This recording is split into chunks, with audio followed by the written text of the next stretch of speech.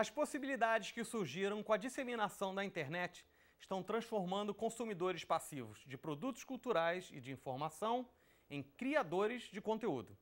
Essa grande revolução no modo como compartilhamos o conhecimento gera mudanças que afetam a indústria cultural, a educação, a política e muitos outros setores da nossa sociedade.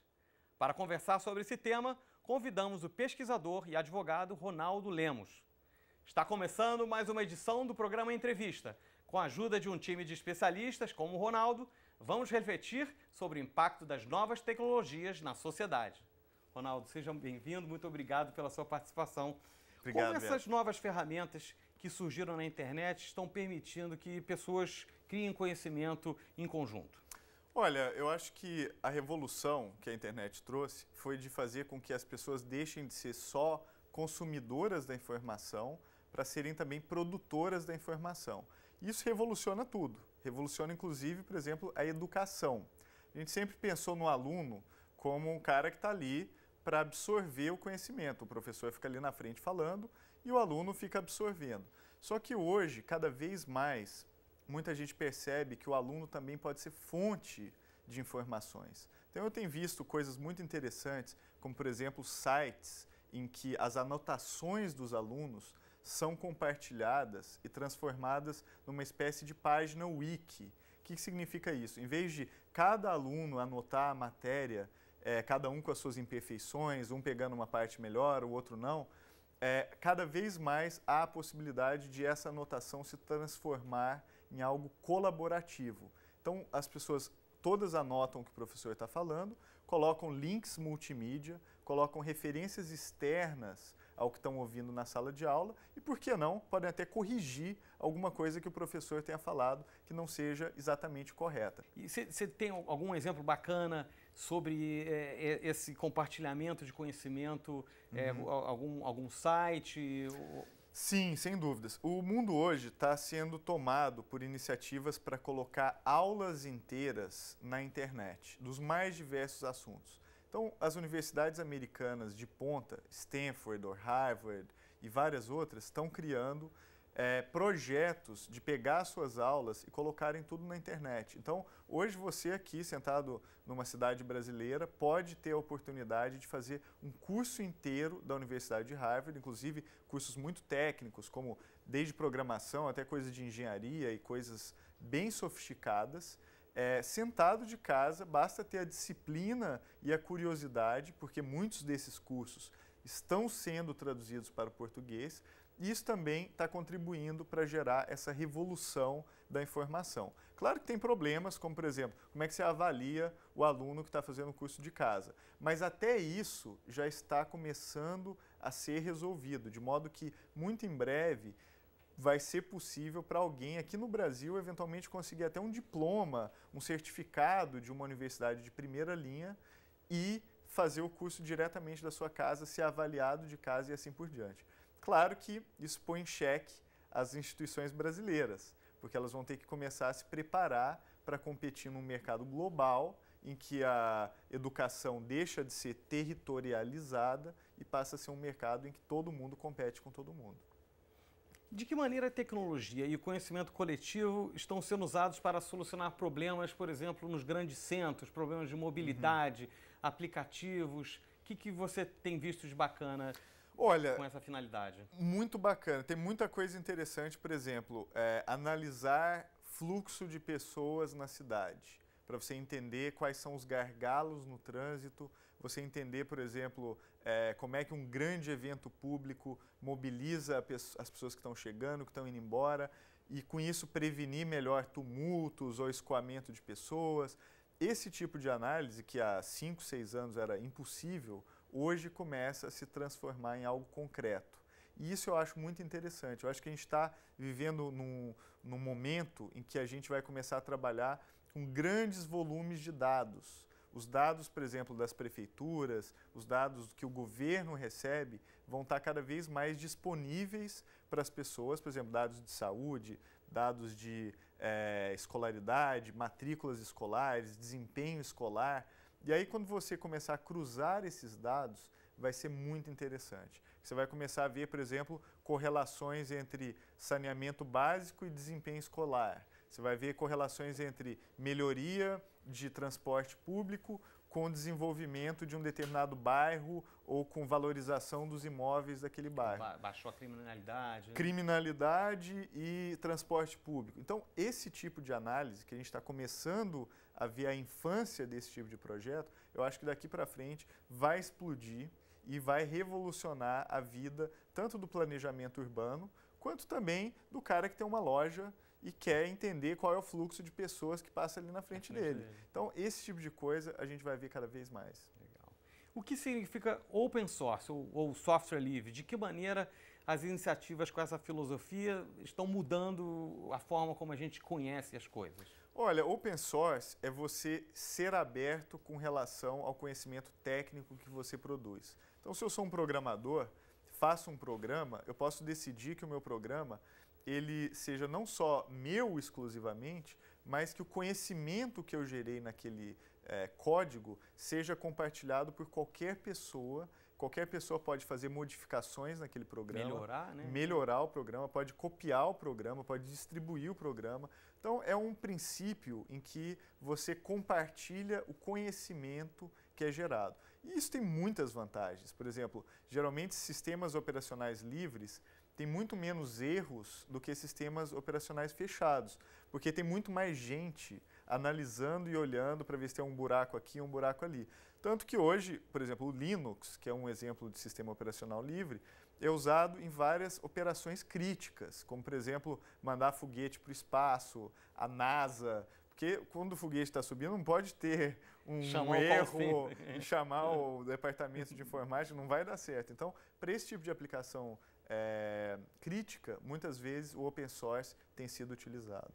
Agora vou falar de política. Tecnologia, as redes sociais, você acha que foram determinantes para deflagrar os movimentos que culminaram na chamada Primavera Árabe? Ou você acha que eles aconteceriam de qualquer maneira? Porque então, liga-se muito esses movimentos às redes sociais enfim, a mobilidade, a aparelhos móveis, dispositivos móveis e internet. Olha, eu acho que, primeiro, a tensão social existia de qualquer forma, mas o fato de ter um ditador como Mubarak sendo deposto em 18 dias, isso está totalmente relacionado a redes sociais. Porque o que aconteceu naquele momento era interessante. A tensão explodiu internamente, não havia cobertura de TV ou de imprensa tradicional ali em campo, e as imagens que começaram a vazar pelo Ocidente, inclusive, eram imagens captadas muitas vezes por telefones celulares, ou que a Al Jazeera conseguia lá com os manifestantes.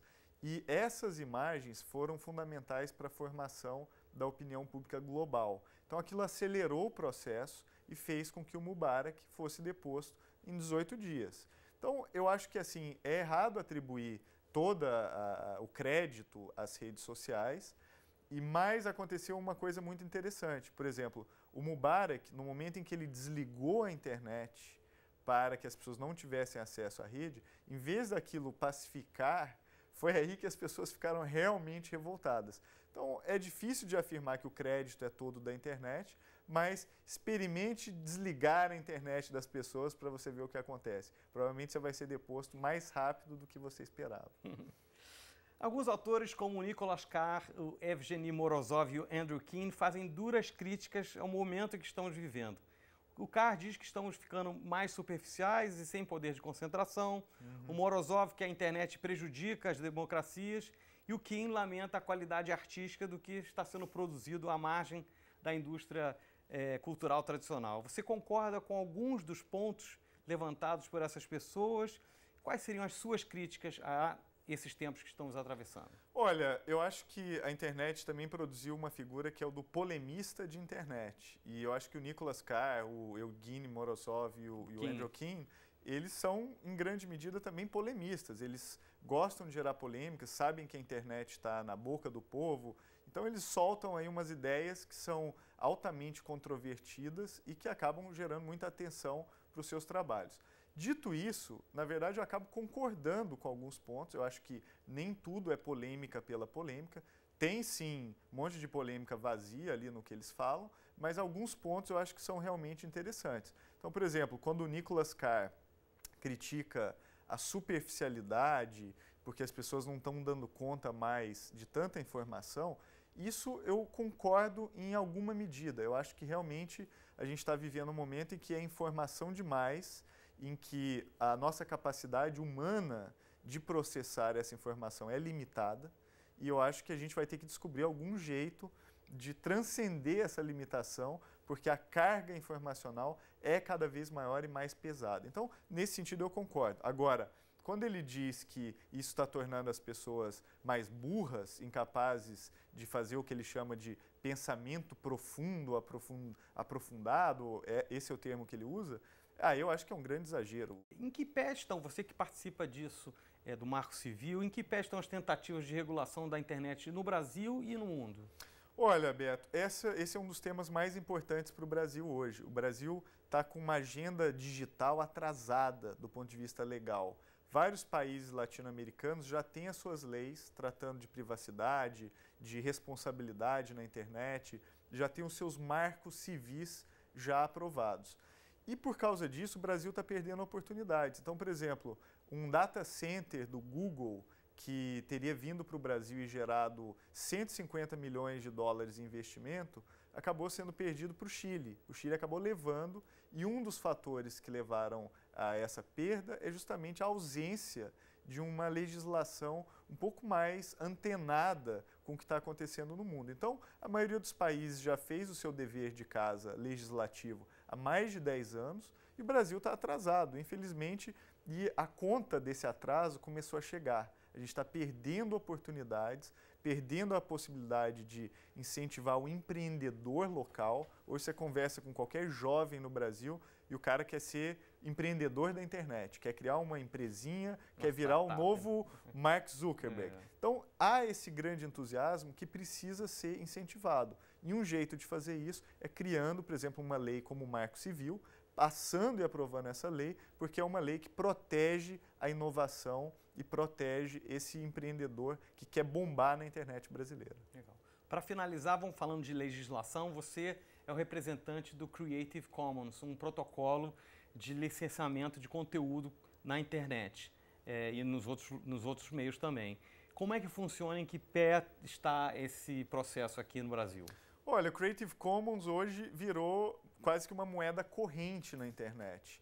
Só explicando, o Creative Commons faz com que você possa autorizar as pessoas a usarem a sua obra de antemão. Ele é quase como o open source, só que para conteúdos autorais. Então, por exemplo, se eu escrever um livro, um filme, um texto, eu posso dizer para as outras pessoas que eu permito alguns tipos de uso daquele material. E essa ferramenta hoje é essencial. Por exemplo, a Wikipedia, que é a enciclopédia que todo mundo hoje consulta, é licenciada em Creative Commons. Ela só existiu porque a licença Creative Commons fez com que um pudesse colaborar com o outro. Se não tivesse a licença Creative Commons, cada vez que alguém fosse modificar um artigo da Wikipedia, ia ter que pedir autorização para o autor que veio antes. Isso tornaria o processo inviável, impossível. Então, o Creative Commons hoje está sendo utilizado em muitos desses projetos colaborativos, parecidos com a Wikipedia, muitos materiais educacionais. Por exemplo, os vídeos dessas aulas que a gente vê hoje online nas universidades americanas são todos licenciados em Creative Commons e materiais educacionais aqui no Brasil. Então, por exemplo, a Prefeitura de São Paulo passou uma lei municipal dizendo que todo material produzido didático pela Prefeitura de São Paulo deve ser licenciado em Creative Commons ou em outra licença livre. Então, essa é uma tendência que parte da preocupação de que quanto mais acesso, melhor, quanto mais material disseminado com uma licença livre, maior é a experimentação e a colaboração em torno daquele conhecimento. Ronaldo, queria agradecer muito a sua participação, queria agradecer a vocês também que acompanharam mais essa edição do programa Entrevista. Até a próxima.